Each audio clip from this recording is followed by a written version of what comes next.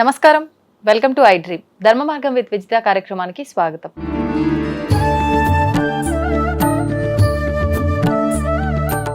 నమస్కారం గురుగారు. ఓం శ్రీ మహాగణాధిపతయే నమః. గురుగారు, నరదిష్టి వీటి నుంచి బయటపడాలి అని ఇంటికి గుమ్మడికాయ కడుతూ ఉంటారు, పటిక అని చెప్పి, కొబ్బరికాయ, కొంతమంది అలోవేరా ప్లాంట్ కూడా గుమ్మం దగ్గర వేలాడదీస్తూ ఉంటారు. ఇవన్నీ చేసేది కూడా మనం దిష్టి తగలకూడదు, ఎవరి ఏడుపు మా ఇంటి పైన ఉండకూడదు, మా పైన ఉండకూడదు అని చెప్పి. నిజంగా వీటి వల్ల ఫలితం ఉంటుందంటారా? ఇవి కట్టడం వెనకాల ఉద్దేశం ఇదే అంటారా? పూర్వకాలానికి ఇప్పటికీ మనం తేడా చూసుకున్నట్లయితే, పూర్వకాలంలో ఒక ఇంటికి ఒక గుమ్మడికాయ కడితే ఒక సంవత్సర కాలం ఖచ్చితంగా పైనే ఉండేది, పాడవకుండా. ఇప్పుడు మనం గుమ్మడికాయలు కొడుతుంటే 3 నెలలు తిరగకుండా గుమ్మడికాయ కుళ్ళిపోవటమో ఏదో జరుగుతుంది. అంటే ఇప్పుడు దీన్ని బట్టి గుమ్మడికాయ బాగాలేదనుకోవాలా, నిజంగా ఇంటికి అంత దిష్టి ఉందనుకోవాలా? వాస్తవం మీరు చెప్పింది, 3 నెలలు ఉండట్లే. దీనికి ప్రధానమైన అంశం ఏంటంటే అమ్మా, మనం గుమ్మడికాయ కడతాం కదా, ఆ గుమ్మడికాయ కట్టడానికి ఉట్టి అనేటువంటిది మనం రెడీ చేసుకుంటాం. అవునండి. ఆ ఉట్టి అనేటువంటిది ఇవాళ దొరికేటువంటివన్నీ కూడా నెగిటివ్ తీసుకునేవి. అవన్నీ పూర్వకాలంలో తాడుతో ఉండేది ఉట్టి, తాడు లాంటి ఒక పదార్థంతో ఉండేది ఉట్టి. అవును. పీచులు అదంతా దానికి ఉండేది. ఇప్పుడు వేస్టేజ్ అయినటువంటి ప్లాస్టిక్, రీసైకిల్ మీద అన్ని చేసి తీసుకొని వస్తున్నారు. ఈ రీసైకిల్ భూమిలోకి వెళ్ళిపోయింది. రీసైకిల్ ప్లాస్టిక్ వృధావతలు పడేసేవన్నీ కూడా చెత్త ఏం చేస్తుంది? చెత్త మీద చెత్తనే తీసుకుంటుంది, మంచిని తీసుకుంటుందా? తీసుకోదు. ఈ మనం గుమ్మడికాయ పెట్టినా, పటిక పెట్టినా, కొబ్బరికాయ పెట్టినా దానికి ఆధారం. మీరు ఫోన్ కొన్నారు, ఫోన్ కొన్నప్పుడు దాంట్లో ఇంత ఛార్జ్ ఉంటుందిగా, ఎంతకాలం వస్తుంది అది? కొన్ని గంటలు అంతే. మరి ఎక్కువసేపు రావాలని ఏం చేయాలి? మళ్ళీ ఛార్జ్ చేయాలి. అంటే దానికి ఏం కావాలి? చార్జర్ కావాలి కదా. అలానే మనం గుమ్మడికాయ పెట్టినప్పుడు కొన్ని మంత్రానుష్ఠానాలు చేసిన తర్వాత వాటిని పెడుతున్నప్పుడు దానికి పెట్టేటువంటి ఆధారం, సపోర్ట్ ఆధారం ఏదైతే కనుక దానికి పెట్టిన ఆధారం ఉంటుందో ఆ ఆధారం కూడా ఒకదానికొకటి సపోర్ట్ తీసుకుంటాయి అవి. ఏంటంటే ఆ మంత్రశక్తి అనేటువంటిది ఆధారం మీదకి వచ్చినప్పుడు దానికి తిర్యంగుముఖం అనేటువంటిది ఏదైతే ఉంటుందో దాన్ని పక్కన పడేసేసి పూర్తిగా కూడా సర్క్యులేషన్ తీసుకుంటుంది అది. ఈ తాడేం చేస్తుంది అని అంటే, కింద ఉన్నటువంటిది దానికి పసుపురాశి మొత్తం పెడతాం కదా, పరిసరాల్లో ఉండేటువంటి ఖచ్చితమైన పాజిటివ్ దైవ శక్తి అనేటువంటిది ఏదైతే ఉంటుందో దాన్ని లాక్కుంటుంది అది ఎక్కువగా. అంటే మన ఇంట్లో పూజ చేస్తూ ఉంటాం, ఇంట్లో మనం పూజ చేసుకుంటాం ప్రతిరోజు. ఆ పూజకు వచ్చేటువంటి శక్తి మొత్తం తాడు లాక్కుంటుంది. ఆ తాడు లాక్కొని ప్రతిరోజు ఆ గుమ్మడికాయ శక్తిని ఇస్తూ ఉంటుంది. గుమ్మడికాయకి మనం గుళ్ళో యంత్ర ప్రతిష్ఠ చేస్తాం, రోజు అర్చన చేస్తూనే ఉంటాంగా. అర్చన చేస్తున్న కొద్దీ ప్రతిష్ఠ చేసినటువంటి మూర్తి మొహంలో ఒక మంచి కళ ఏర్పడుతుంటుంది. అలానే మనం ఆ ఆధారం అనేటువంటిది తాడు ఏదైతే ఉంటుందో, పెయిన్ అయితే ఉంటుంటుంది, దాంతో కట్టేసినప్పుడు గుమ్మడికాయ కావచ్చు ఏదైనా ఇది మనకు తీసుకుంటే ఈ మంత్రం ప్రతిరోజు చేసేటువంటిది ఆ తాడు నుంచి సర్క్యులేషన్ అయ్యి చక్కగా ఒక రకమైన వైబ్రేషన్ వచ్చి గుమ్మడికాయకి ఎక్కువ కాలం మన్నిగ్గా ఉంచి ఆ తర్వాత అది కుచించుకుపోతుంది. అంటే ఎండిపోయి. కానీ ఇప్పుడు చూడండి, ఈ ప్లాస్టిక్ వాటిలో పెడుతుంటే 2 నెలలు 3 నెలలకి కుళ్ళిపోయి అది కారిపోతూ ఉంటుంది కిందకి. అవును. ఇద్దరమైన కంపు కొడుతూ ఉంటుంది. ఈ ప్లాస్టిక్ ఏం చేస్తుంది? కనిపించిన నెగిటివ్ని మొత్తం లాక్కుంటుంది అది కుటుంబానికి. దారిని పోయి దరిద్రాన్ని నెత్తిని పెట్టుకున్నారంటారు చూసారండి. అలా దారిని పోయేటువంటి అన్ని రకాల నెగిటివ్లు తీసుకొచ్చి అది లాక్కుంటుంది. లాక్కున్న గుమ్మడికాయకి ఏమి ఇస్తుంది? నెగిటివ్నే ఇస్తుంది. దానివల్ల ఇవాళ 100 మంది ఇళ్ళకి గుమ్మడికాయలు కొడితే 98 మంది ఇళ్ళకి గుమ్మడికాయలు కుళ్ళిపోతున్నాయి, కుచించుకుపోవట్లా. గమనించండి. అవి మామూలుగా అయితే కనుక గుమ్మడికాయ డొల్లలా అయిపోతాయి, మొత్తం అంతా లోపల మొత్తం ఎండిపోయి.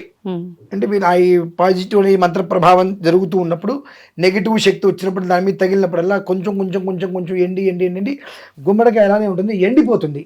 ఇలా ఊపితే గదగద లోపల గింజల సౌండ్ వస్తుంటే మనకు. ఇవాళ 2 నెలలు 3 నెలలకి ఏమవుతుంది? గుమ్మడికాయ కుళ్ళిపోయి ఏదో పడాలను పగిలిపోయినట్టుగా కింద మొత్తం పడి చండాలం అయిపోతుంది. చూడండి, అంటే ఎంతటి నెగిటివ్ అనేటువంటిది జరుగుతుంది. అంటే మనం మొదలే నెగిటివ్ మనం పిలిచి కట్టుకుంటున్నాం. కానీ మనకు రావాల్సిన నెగిటివ్ని అది తీసుకుంటుంది అని అంటే మనకు రావట్లేదు అనేది కదా అర్థం. మొత్తం మందిది మొత్తం తీసుకొచ్చి ఇక్కడ పెడుతుందండి. ప్లాస్టిక్ తాడు పెట్టడం వలన అక్కడ ఓకే.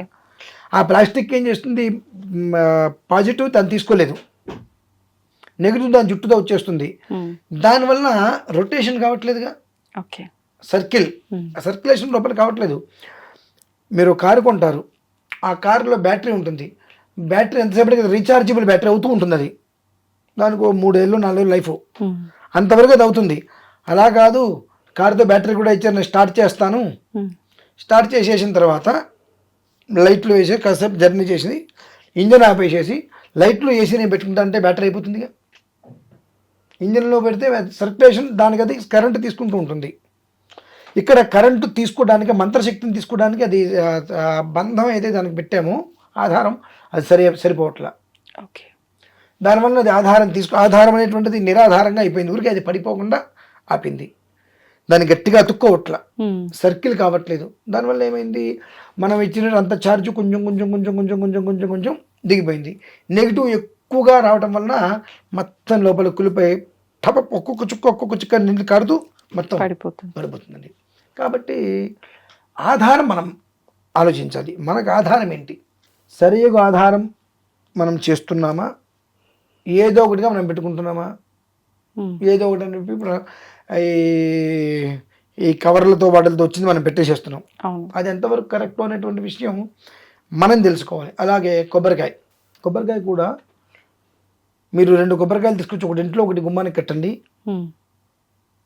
మామూలుగా దోషాన్ని హరింపజేసేటువంటి కొబ్బరికాయ, ఇంత కొబ్బరికాయ కడితే ఎండిపోయి ఇంత దగ్గరకు వస్తుంది. అంటే బోండం కట్టాలా?